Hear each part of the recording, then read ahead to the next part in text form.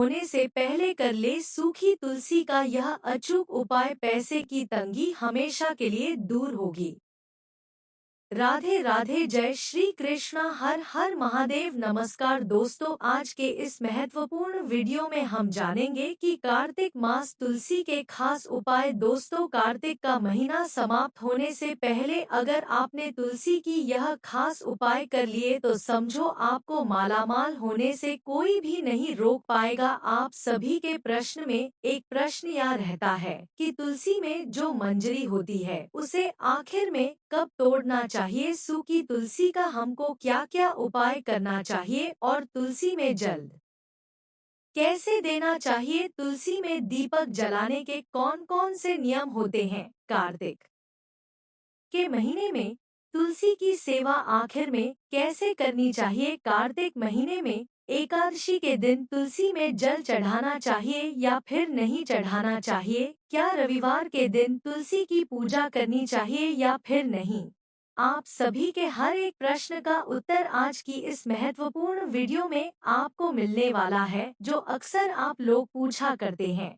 इससे पहले हमने एक वीडियो भी बनाया था जिसमें हमने आपकी प्रश्नों का उत्तर देने की कोशिश की थी। दोस्तों, कार्तिक महीने में तुलसी की सेवा करना बहुत ही महत्वपूर्ण है। अगर आप कार्तिक के महीने के अंतिम दिनों में तुलसी के इन उपायों को कर लेते हैं तो भी आपके ऊपर माता तुलसी की कृपा सदैव बनी रहेगी। सब कुछ आज की वीडियो में आपको मिलने वाला है। आप सभी से हाथ जोड़कर निवेदन है कि अपनी और अपने परिवार की भलाई के लिए इस वीडियो को अंत तक जरूर देख लीजिएगा, क्योंकि दोस्तों हर एक हिंदू धर्म के व्यक्ति के घर के अंदर तुलसी का पौधा तो अवश्य ही होता है और उसके घर ऐसा भी होता है कि तुलसी का पौधा कभी ना कभी सुख होगा जो उसके पास सूखी तुलसी की लड़कियां है, तुलसी की मंजरी है, उसका हम आपको बहुत ही महत्वपूर्ण उपाय बताएंगे।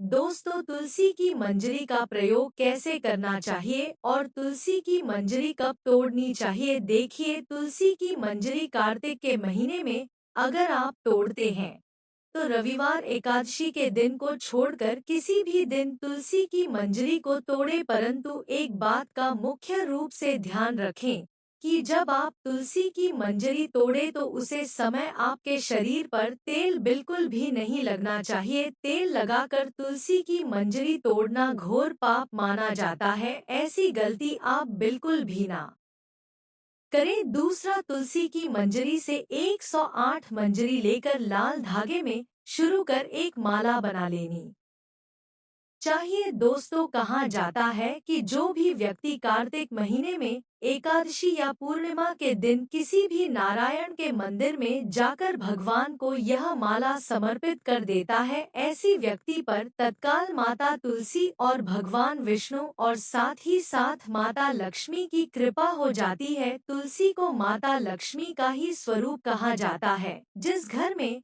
तुलसी का पौधा लगा होता है वहाँ कभी कोई अनिष्ट नहीं होता है। परंतु एक बात का ध्यान जरूर रखना, अगर आप अपने घर में तुलसी का पौधा लगाते हैं तो कुछ ही नहीं, तुलसी के पौधा का जरूर ध्यान रखना। कुछ गलतियां भूल कर भी मत करना, जैसी कि तुलसी के क्यारे के पास में जूते चप्पल कभी भी नहीं उतारने चाहिए। वहां पर हमेशा जितना ज्यादा संभव हो सके साफ सफाई रखनी चाहिए। किसी को भी ऐसी ही तुलसी को छूने नहीं देना चाहिए। हमेशा तुलसी को छूने का क्रम स्नान करने के बाद, साफ स्वच्छ होने के बाद ही आपको छूना चाहिए, क्योंकि तुलसी के औषधीय गुण भी बताए जाते हैं।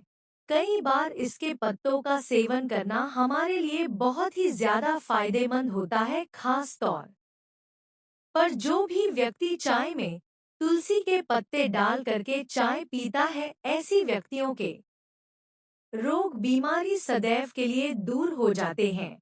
तो अगर आप पत्ते भी तोड़ते हैं तो इसका एक नियम बना ले कि आपको स्नान करके साफ स्वच्छ होकर ही पत्तों को तोड़ना चाहिए। और दोस्तों, आपको यहाँ भी मुख्य रूप से ध्यान रखना है कि तुलसी के पत्ते कभी भी नाखून लगाकर नहीं तोड़ने चाहिए। हमेशा हाथ की उंगलियों से आराम से पत्ते तोड़ने से पहले माता तुलसी से हाथ जोड़कर नमस्कार करके उनसे आज्ञा लेकर कि फिर तुलसी के पत्तों को तोड़ना चाहिए। दोस्तों, एक बात का सदैव ध्यान रखें कि भूल कर भी रविवार और एकादशी के दिन तुलसी के पत्ते नहीं तोड़ने चाहिए और ना ही तुलसी को स्पर्श करना चाहिए। कहा जाता है कि हमारे पास जो कुछ भी नहीं है हम तो सिर्फ तुलसी पत्ता ही दे सकते हैं।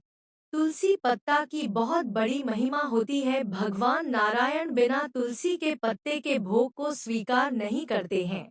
इसीलिए आप भी कमेंट बॉक्स में जय तुलसी माता अवश्य लिख दीजिएगा। दोस्तों, शास्त्र प्रमाण तो यह भी कहता है कि अगर किसी को कोई भी दान देने हैं या कोई भी उपाय स्वरूप सामान भेंट करना है, उसके ऊपर एक तुलसी का पत्ता रखने से वह लाखों नहीं करोड़ों गुना हो जाता है। विष्णु पुराण के अनुसार यह भी बताया जाता है कि तुलसी का उपाय जिन व्यक्तियों के घर में धन संपदा की कमी रहती है, जो मेहनत कर करके थक चुके हैं, यहाँ तक कि धन आता ही नहीं है और वह बहुत ही ज्यादा परेशान हो गए हैं, मन में गलत गलत विचार आने लग गई है, या फिर वह जीना ही नहीं चाहते, जीवन बहुत ही ज्यादा कासन से गुजर रहा है, धन आने के समस्त मार्ग बंद हो चुके हैं, कर्ज लगातार बढ़ता जा रहा है, तो ऐसी स्थिति में आपको कुछ नहीं करना है, बस एक काम करना है। आपको कार्तिक के पवित्र महीने में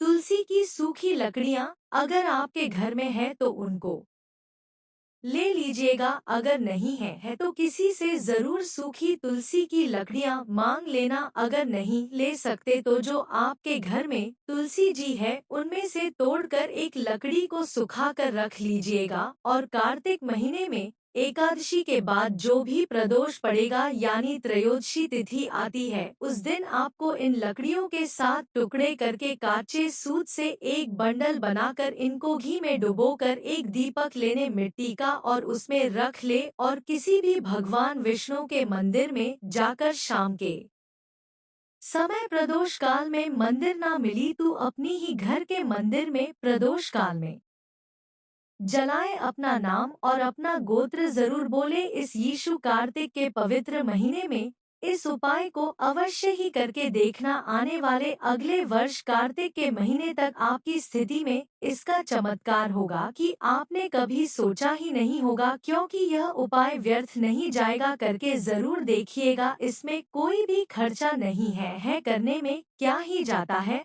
और अभी आपके पास थोड़ा सा समय है तो आप यह उपाय कर सकते हैं। अगर कार्तिक महीने में नहीं कर पाए तो भी आप यह उपाय किसी भी महीने की प्रदोष के दिन भी जरूर कर सकते हैं, क्योंकि हर महीने प्रदोष काल तो अवश्य ही आता है। और कार्तिक के पवित्र महीने में जो भी व्यक्ति चाहे आपके पास में कार्तिक का एक दिन ही सोना बचा हो या फिर आपके पास पूरा कार्तिक का महीना क्यों ना हो, अगर तुलसी में जल में दूध मिलाकर के समर्पित कर देते हैं, उनके घर में कभी भी धन संपदा की कोई कमी नहीं होती है। जो नदियों का जल तुलसी में चढ़ाता है उसे स्वर्ग की प्राप्ति हो जाती है और उसे व्यक्ति के परिवार में कभी भी वंश वृद्धि नहीं रुकती है। शास्त्रों की माने तो तुलसी को माता लक्ष्मी का ही स्वरूप कहा गया है। तुलसी को विष्णु प्रिया भी कहा जाता है। दोस्तों, ऐसी भी मानता है कि तुलसी के बिना श्री हरि भोग को स्वीकार नहीं करते हैं। वैसे तो पूरे साल तुलसी माता की पूजा प्रत्येक व्यक्ति को अवश्य यही करनी चाहिए, लेकिन कार्तिक माह में माता तुलसी की पूजा विशेष होती है और विवाह भी किया जाता है। धार्मिक मान्यताओं के अनुसार बताया जाता है कि तुलसी की नियमित पूजा करने से हमारा सोया हुआ भाग्य जाग उठता है और हमें पुण्य फल की भी प्राप्ति होती है। तुलसी माँ की पूजा पाठ के अलावा मन में जिज्ञासा होती है कि उनकी सेवा कैसे होती है और उसका क्या फल मिलता है। दोस्तों देखिए, लिए ऐसा कहा जाता है कि तुलसी की सेवा में सबसे बड़ी सेवा तुलसी की मंजरी को हटाना होती है। मान्यताओं के अनुसार कहा जाता है कि तुलसी की मंजरी उन पर बोझ के समान मानी जाती है, तो उसी की मंजरी को हटाने का बहुत बड़ा पुण्य माना जाता है। ऐसा कहा जाता है कि इसे हटाने वाले पर माता तुलसी बहुत ही ज्यादा खुश होती हैं और श्री हरि का भी उसे व्यक्ति को विशेष कृपा से आशीर्वाद प्राप्त होता है। हृदय सदैव माता तुलसी और श्री हरि का संतुष्ट रहता है। कई लोगों का प्रश्न यह भी होता है कि किस दिन तुलसी माता की मंजरी को हटाना चाहिए और उसके बाद क्या करना चाहिए, इसके लिए भी विशेष रूप से ध्यान देना चाहिए कि पूर्णिमा और एकादशी को छोड़कर बाकी किसी भी दिन, किंतु सूर्यास्त से पहले तुलसी के ऊपर से मंजरी को हटा देना चाहिए और इसी शालिग्राम को अर्पित कर देना चाहिए। कार्तिक माह में तुलसी माता की सुबह शाम पूजा करने का बहुत ही महत्वपूर्ण विधान बताया गया है। ऐसा कहा जाता है कि माता तुलसी की पूजा करने से देवी लक्ष्मी और नारायण बहुत ही जल्दी हमसे खुश हो जाते हैं। रविवार, पूर्णिमा और एकादशी पर तुलसी कभी भी किसी भी व्यक्ति को भूल कर भी नहीं तोड़नी चाहिए। ऐसे देना जो भी व्यक्ति तोड़ लेता है तुलसी की मंजरी, तो उसे व्यक्ति को घोर पाप लगता है। अगर आपके घर में धन संपदा को लेकर सदैव परेशानी बनी रहती है तो तुलसी की मंजरी को लाल कपड़े में बांधकर धन रखने वाले स्थान पर या फिर व्यापार वाली जगह पर आपको रख देना चाहिए। जो भी व्यक्ति ऐसा करता है तो ऐसा करने से व्यापार में दिन दूनी रात चौगुनी तरक्की होने लग जाती है और घर में धन आना शुरू हो जाता है। जब सबसे महत्वपूर्ण प्रश्न यही आता है कि तुलसी की मंजरी हटाने का सबसे जरूरी दिन द्वादशी तिथि होती है। इस दिन का जो पुण्य फल प्राप्त होता है वह आपको सबसे ज्यादा होता है। अब सवाल उठता है कि तुलसी की मंजरी हरी है तो क्या तोड़नी चाहिए या नहीं जी? हाँ, बिल्कुल तोड़ सकते हैं। तुलसी की जो मंजरी होती है दोस्तों, ऐसा बताया जाता है कि तुलसी माता तुलसी पर भार होता है तो आप ऐसे में अपनी तुलसी को घर में रखते हैं। उनकी मंजरी को हरी होने पर ही तोड़ सकते हैं। आप चाहे तो सूख जाने पर भी तोड़ सकते हैं। वैसे हम लोग हरी होने पर ही तोड़ देते हैं ताकि माता तुलसी पर ज्यादा भर ना हो। आप अपने हिसाब से देख लीजिएगा। मंजरी हटाने के लिए घर की स्त्रियों को शुद्ध अवस्था में ही इस मंजरी को तुलसी से हटना चाहिए। कभी भी मासिक धर्म में तुलसी को स्पर्श भी नहीं करना चाहिए। मंजरी को हमेशा अपने हाथों की उंगलियों से आराम से हटना चाहिए। तुलसी की मछलियों को हटाने के लिए कभी भी किसी भी धारदार हथियार का या फिर नाखूनों का प्रयोग बिल्कुल भी नहीं करना चाहिए। तुलसी की मंजरी का प्रयोग जब घर में भगवान विष्णु को लड्डू गोपाल को भोग लगे तो वहां पर प्रयोग करें और इसे संभाल कर जरूर रखें। इसे कभी भी पैरों में नहीं आने दे, क्योंकि जब यह पैरों में आ जाती है तो व्यक्ति को घोर पाप लगता है। उसे व्यक्ति को नरक की बहुत सारी यातनाएं झेलनी पड़ती हैं। आपको यह भी ध्यान रखना है कि तुलसी की मंजरी को रोजाना भगवान विष्णु को समर्पित ना कर पाए तो गुरुवार के दिन जरूर से लड्डू गोपाल को तुलसी की मंजरी जरूर समर्पित करें, जो कि भगवान स्वरूप विष्णु का ही अवतार है। और शुक्रवार के दिन माता लक्ष्मी की पूजा में भी आप समर्पित कर सकते हैं। एक बात का ध्यान रखिएगा, जो चीज अपने भगवान विष्णु को समर्पित की है यानी मंजरी समर्पित की है तो उसे अगले दिन वहां से उठाकर इधर उधर नहीं फेंक, बल्कि तुलसी के क्या यह में ही जाकर रख दे। कई माताएं तुलसी में दीपक जलाने को लेकर बहुत बड़ी गलती कर देती हैं। दीपक जला देती है जिससे तुलसी माता को दीपक की लौ से बहुत ज्यादा हानि होती है। हमेशा तुलसी के गमले के पास में दीपक ना रखें।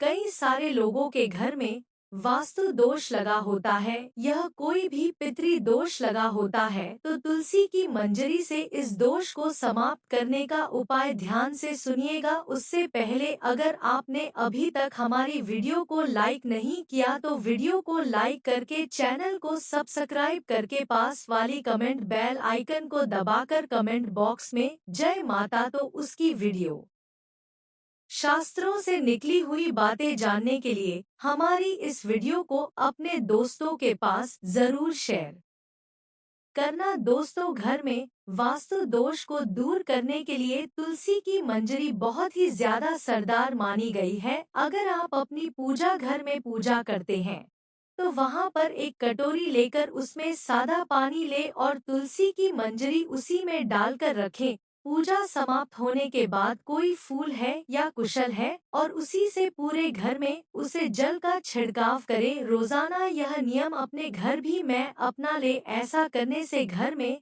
वास्तु दोष, पितृ दोष, काल सर्प दोष, किसी भी प्रकार का दोष हो या कोई बाहरी तंत्र मंत्र हो, वह कोई भी आपके घर पर असर नहीं करेगा। इसी घर में सुख शांति बनी रहेगी और घर का वातावरण एकदम से अच्छा बना रहेगा और माता लक्ष्मी का आगमन आपके घर में होता रहेगा। आप सूर्योदय से पहले उठकर अपने नहाने के पानी में गंगाजल डालकर स्नान करें। एक लोटे में साफ जल और थोड़ा कच्चा दूध डालकर माँ तुलसी पर अर्पित करें।